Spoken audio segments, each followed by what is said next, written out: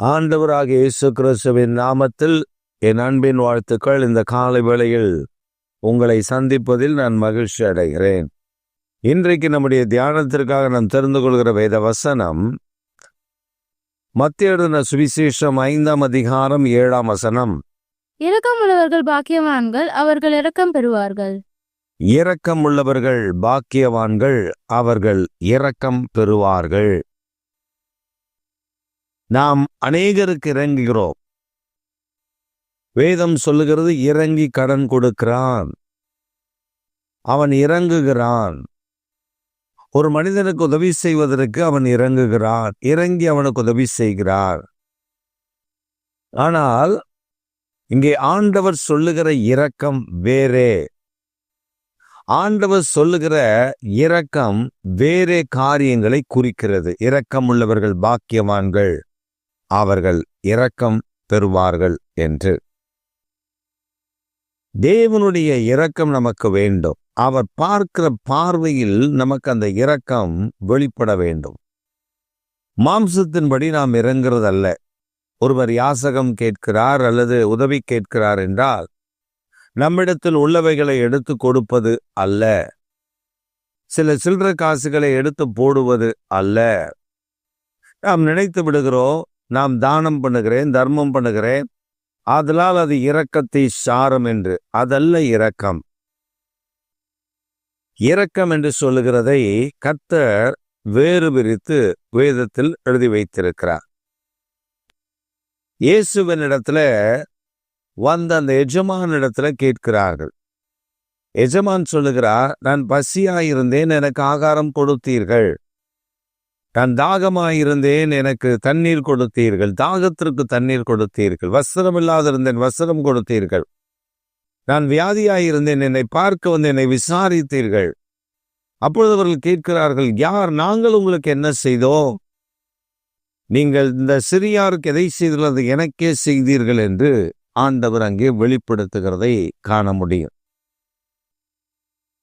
சிலர் இரக்கம் என்கிற பெயரில் இறங்கி இரக்கம் பாராட்டுகிறோம், ஏழைகளுக்கு இறங்குகிறோம் என்று சொல்லி இருக்கிற மீடியாக்கள் எல்லாம் கொண்டு வந்து நிறுத்திவிட்டு அவர்கள் கொடுப்பதை வீடியோ எடுத்து பிரசுரம் செய்வது. அதல்ல இரக்கம். வலது கைக்கு கொடுப்பது இடது கைக்கு தெரியக்கூடாது என்றுதான் கர்த்தர் சொல்லி இருக்கிறார். சிலர் இதைவிட ஒருபடி மேலே போய், நான் கர்த்தர் எனக்கு இரக்க சொல்லியிருக்கிறார், நான் இரக்க குணம் உள்ளவன் என்று சொல்லி ஊரெல்லாம் கடன் வாங்கி இரக்கமாய் மற்றவர்களுக்கு உதவி செய்வது. இது படு பாதகம். ஆண்டவர் இறங்க சொன்னது எதற்கு? யாருக்கெல்லாம் இறங்க சொல்லியிருக்கிறார், எப்படிப்பட்ட ஜனங்களுக்கு நாம் இறங்க வேண்டும் என்று கர்த்தர் நமக்கு கற்றுக் கொடுத்திருக்கிறார். இது செயல்முறையில் தான் நாம் காண முடியுமே அல்லாமல் யாரோ ஒருவர் போதித்து, யாரோ ஒருவர் சொல்லிக் கொடுத்து நாம் அதை பெற்றுக்கொள்ள முடியாது. நம் வாழ்க்கையில் அனுபவங்கள் தான் சில காரியங்களை நமக்கு கற்றுக் கொடுக்கும். ஒரு சமயம் மதுரையில் நான் வேதாகம கல்லூரியில் படித்து கொண்டிருக்கிற நாட்கள், அந்த நாட்கள்.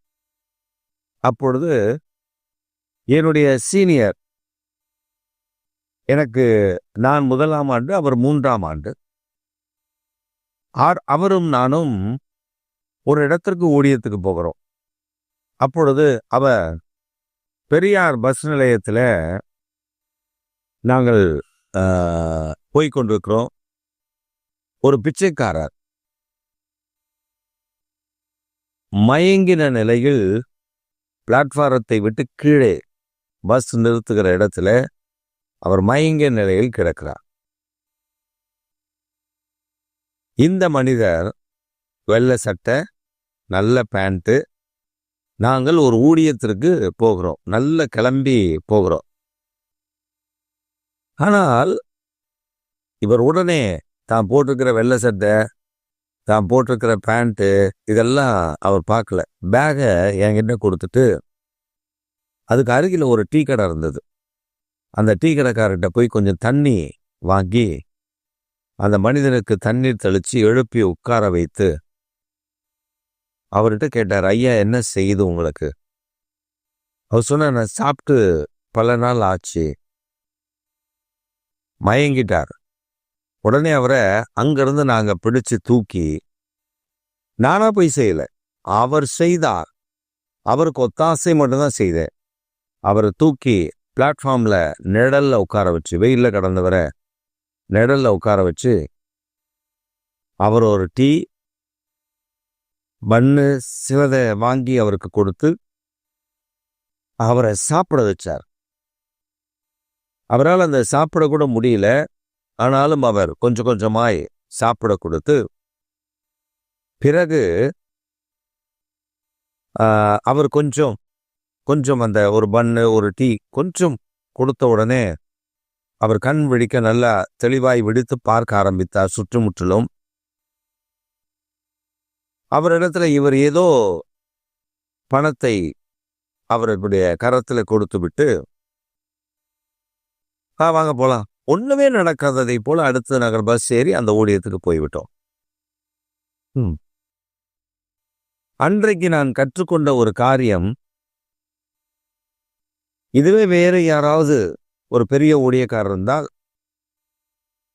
இன்றைக்கு இருக்கிற மொபைல் ஃபெசிலிட்டிஸ்ல உடனே லைவ் ஸ்ட்ரீமிங், நமது ஊழியக்காரர் இந்த பிச்சைக்காரருக்கு இந்த வயதான ஏழை மனிதனுக்கு உதவி செய்கிறார் என்று லைவ் ஸ்ட்ரீமிங்ல போயிடும். அப்படி அல்ல. நாம் இறங்குகிறது தேவனுடைய இரக்கமாய் இருக்க வேண்டும். கர்த்தர் இங்கே சொல்லியிருக்கிற இரக்கம் என்னவென்றால், எவன் மேல் நான் இரக்கமுள்ளவராய் இருக்க சித்தமாய் இருக்கிறேன் அவன் மேல் இரக்கமுள்ளவராய் இருக்கிறேன் என்று யாத்ராகமத்தில் நாம் வாசிக்க முடியும். The compassionate heart, இறங்குகிற மனம், மனதுருக்கமுடைய மனம், அது வேண்டும். வியாதிஸ்தர் நம்ம இடத்துல வரும்பொழுது அவர்களுக்கு மனதுருகி இறங்கி ஜெபிக்க வேண்டும். சில வருகிறவர்களுக்கு யார் எவ்வளவு தருவா, எந்த காணிக்கை கொடுக்குறாங்க, பணக்காரனா ஏழையா, பாகுபாடு பார்த்து ஜெபிக்கிற நாட்கள் இந்த நாட்கள். உண்மையாய் ஜெபிப்பது இல்லை. இரக்கம் செய்தால் நீ இரக்கம் பெறுவாய் என்று வேதம் சொல்லுகிறபடி, நாம் இங்கே இரக்கம் செய்தால் பரலோகத்தில் அந்த பெரிய இரக்கத்தை, நன்மையை நாம் அனுபவிக்க முடியும். தேவன் தம்முடைய உபதேசங்களில் எல்லாம் பல ஆழமான காரியங்களை சொல்லி வைத்திருக்கிறார். சிலர் இறங்குகிறோம் என்ற போர்வையில், நான் கடன்பட்டாலும் பரவாயில்ல, நான் இறங்குறேன், நான் அந்த ஏழைக்கு இறங்கி கொடுக்கிறேன், இறங்கி செய்கிறேன்னு சொல்லி பிள்ளைகள் மனைவிக்கு கொடுக்காமல் தான் சம்பாதிக்கிற பணங்கள் இல்லை கடன் வாங்கி, சில இடத்துல கடன் வாங்கி கொடுப்பது. எனக்கு ஒரு நபரை தெரியும். அவர் தன்னுடைய சொந்த சகோதரின் இடத்துல ஒரு 1.25 லட்சம் கடன் வாங்கினார். ஏன் கடன் வாங்கினார், எதுக்கு கடன் வாங்கினார் அதெல்லாம் தெரியாது. கடன் வாங்கிட்டார். அதுக்கப்புறம் அந்த தங்கச்சி வீட்டு பக்கமே அவர் போறதில்லை. அதுக்கு முன்னாடி வாரத்துல ஒரு நாள் தங்கச்சியை போய் பார்க்க பாசம் பொத்துச்சு. பணத்தை வாங்கினதுக்கு அப்புறம் பயமுள்ள அந்த பக்கத்துல போகவே இல்லை. அப்புறம் தங்கச்சியும் அண்ணன்கிட்ட ஃபோன் பண்ணி, அண்ணன் பணம்னா பார்க்குறேன், இப்போ இன்னும் கையில் இல்லை, பார்க்குறேன், இப்போ கையில் வச்சுறேன், வாங்க நான் பார்க்குறேன், நான் யோசிக்கிறேன். அந்த அம்மா நேராக அன்னிக்கு ஃபோன் பண்ணி அவங்க அண்ணன் மனைவிக்கு சொல்லிட்டாங்க, அண்ணன் இவ்வளோ பணம் வாங்கினாரு கொடுக்கல. உடனே இவங்க கேட்டாங்க, எதுக்கு வாங்கினாரு, ஏன் வாங்கினாரு, எதாவது தெரியுமா? ஒன்றும் சொல்லலை. அண்ணன் கேட்டாரு, நான் எடுத்து கொடுத்துட்டேன். அண்ணங்கிட்ட கேட்டா, அவங்க மனைவி அண்ணங்கிட்ட, அவங்க வீட்டுக்கார்ட்ட கேட்குறாரு, அவகிட்ட காசு வாங்கிட்டீங்களாமே, கொடுக்காம 1 வருஷத்துக்கு மேலே ஆச்சாமே, நான் எதுக்கு தரணும், அவ்வளோதான் பணம் இருக்கு, அதெல்லாம் தர வேண்டியதில்லை, நான் பார்த்துக்கிறேன். இதல்ல, இந்த மாதிரி ஆட்கள் பரலோகத்திற்குள்ள என்ட்ரே ஆக முடியாது. இவங்க பரலோகத்துக்குள்ள என்ட்ரு ஆகணும்னு நினைச்சா கூட கீழே இருந்து அவங்க தங்கச்சி தர்த்தர்னு எடுத்து கீழே போட்டுருவார். ஏன் என்ன பணம் வாங்கிட்டு கொடுத்துட்டு போடா, எங்கடா பரலோகத்துக்கு போறீங்க? ஆண்டவர் பார்ப்பாரு, இந்த மாதிரி ஆளை பரலோகத்துக்கு கொண்டு வந்தா இங்கேயும் சீட்டு கம்பெனி நடத்திடுவான், இங்க இருந்து அங்க வாங்கி அது கொடுக்க வேண்டியதில்லை, இது கொடுக்க வேண்டியதில்லைன்னு இவன் ஒரு வேலையை பார்த்துருவான். இவன் இந்த பக்கமே விடாதீங்கன்றான். இரக்கம் செய்ய வேண்டியதுதான் யாருக்கு இறங்க வேண்டும். எப்படிப்பட்ட மனதுருக்கம் இரக்கம் நமக்குள்ளே காணப்பட வேண்டும். யாராவது ஒருவங்க பசியோடு இருக்கிறாங்கன்னா நீங்க அவங்களுக்கு ஆகாரம் கொடுங்க. ஆகாரம் கொடுத்ததை வேறு ஒருவரிடத்திலும் சொல்லாதிருங்கள். கர்த்தர் உங்களுக்கு ஒருத்தர் உதவி செய்ய சொல்றாரா, செய்யுங்க. மற்றவர்களுக்கு அதை சொல்லாதிருங்கள். ஒரு சமயம் எனக்கு நல்லா தெரியும், ஒரு பெரிய நல்ல குடும்பம் திடீரென்று நஷ்டப்பட்டாங்க. அவங்க பிசினஸ்ல சாப்பாட்டுக்கே வழி இல்லை, ஒன்றும் இல்லை கையில. வீட்டுக்காரர் லட்சக்கணக்கில் சம்பாதிக்கிறவர். அவரை பணங்களையும் பிடுங்கி, நகையெல்லாம் பிடுங்கிட்டு, துணிமணி எல்லாம் பிடிக்கிட்டு தனி மரமாய் அனுப்பிட்டாங்க ஊருக்கு. பிள்ளைகள் காத்திருக்கிறாங்க. அப்பா வரும்போது பணங்கள் நிறைய இருக்கும் கையில. பெரிய கான்ட்ராக்டர் அவர். வீட்டுக்கு வெறுமையா வந்தார். சாப்பாட்டுக்கு வழி இல்லை, வாடகை கொடுக்க வழி இல்லை, என்ன செய்வதுன்னே தெரியல. குடும்பமா சாகலாம் அப்படின்னு ஒரு தீர்மானத்துல அந்த மனைவி இருந்திருக்காங்க. ஆனா இவர் விசுவாசத்துல ரொம்ப ஸ்ட்ராங்கான ஆள், ஜெபிக்கிறார். திடீரென்று ஒரு குடும்பத்தினரிடத்தில் கர்த்தர் பேசி அவங்க வீட்டில் இருந்த எல்லா பொருட்களையும், அவங்க வாங்கி வச்சிருந்த எல்லா பொருட்களையும் ஒரு கட்டப்பையில போட்டு எடுத்து, அரிசியிலேருந்து எல்லாத்தையும் கொண்டு போய் அவங்க கேட்குறாங்க, நாங்கள் நல்லா தானே சிஸ்டர் இருக்கோம்னு அவங்க சொல்றாங்க. சாப்பாட்டுக்கு வழி இல்லாத அவங்க சொல்றாங்க, இதை கர்த்தர் உங்களுக்கு கொடுக்க சொன்னார், அவ்வளவுதான். அவங்க வந்துட்டார். இதை அவர்களா சாட்சியாய் சொன்னார்கள். அதற்கு பின்பு அவர்கள் வீட்டில் இதுவரை ஆகாரத்தில் குறைவில்லை.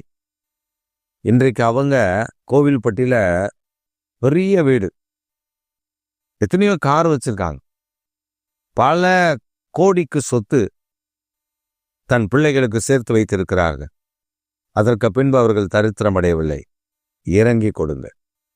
நீங்கள் இரக்கம் காட்டும் பொழுது நீங்கள் இரக்கம் பெறுவீர்கள். அந்த இரக்கம் இங்கே கிடைக்கவில்லை என்றாலும் மோட்சத்தில், பரலோகத்தில் அந்த இரக்கம் உங்களுக்கு நிச்சயம் கிடைக்கும். ஆதலால் நீங்கள் யாருக்கு இறங்குகிறோம் என்பதை ஜெபித்து விட்டு செய்யுங்கள்.